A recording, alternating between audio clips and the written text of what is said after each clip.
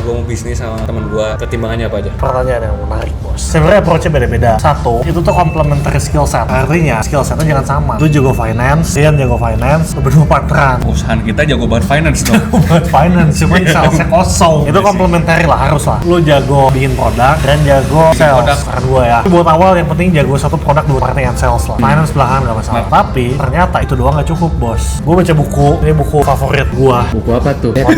Konten. Sorry guys, tadi ada konten guys. Judulnya Imit. Oh. Itu bilang ketika partneran itu ada 3 persona yang perlu di dalam satu bisnis. Satu tuh entrepreneur, 2 manager, 3 tuh technician. Entrepreneur itu tuh yang punya visi, dia tahu ke depannya gimana. Dia punya ide, biasanya ide-idenya kreatif. Tapi biasanya sepaket sama nggak rapi, sama nggak on time. Kedua, itu tuh manager. Manager itu tipe-tipenya kalau di kuliah tuh IP-nya 4 pak. SMA ranking 1, 2, 3. Nah tapi biasanya orang kayak gini itu berkebalikan, nggak kreatif dan nggak berani ngambil resiko. Entrepreneur tuh gampang banget ngambil resiko. Dia berani tolong. Nah technician itu tuh orang yang eksekusinya, operatornya, orang lapangan. Di satu bisnis tuh harus ada 3 ini. Berarti harus minimal 3 orang. Nggak juga. Idealnya menurut dia seperti itu. Emang bisa cuma seorang? Nah biasanya manajer entrepreneur tuh nggak mungkin. Kalau ini 2 orang yang berkebalikan. Dan kalau nggak berantem berarti ada yang salah. Kalau nature-nya emang pasti berantem, yang satu pengen ngambil resiko, yang satu lagi nahan. Kalau ini dua-duanya nggak berantem, berarti itu salah satu yang malfunction. Biasanya kombonya tuh sama technician, sama orang di lapangan bisa-bisa aja. Idealnya tapi nggak harus selalu. Nah dulu di zaman kita biasanya manajer itu tuh nggak mau bisnis, maunya gawe, soalnya nggak berani ngambil resiko. Which memang nature-nya dia dan nggak salah. Entrepreneur yang pengen bisnis itu ketemunya sama entrepreneur lagi. Jadi gas terus anjing, nggak ada yang nahan. Ada peluang sikat, gak rapi, meeting nggak pernah on time, idenya banyak, cuman nggak ada yang dieksekusi. Nah itu kecenderungan kalau di sini yang gue lihat di Indonesia. Nah tapi kebayang lu orangnya kayak gimana? Bayang Chris. Apa? Gua manajer.